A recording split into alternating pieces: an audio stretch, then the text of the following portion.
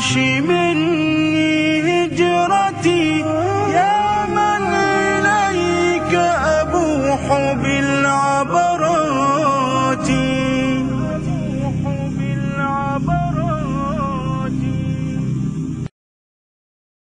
رباه إني قد وهبت حياتي ومنحت عمري للهدى ومماتي، فاقبل إله العرش مني هجرتي، يا من إليك أبوح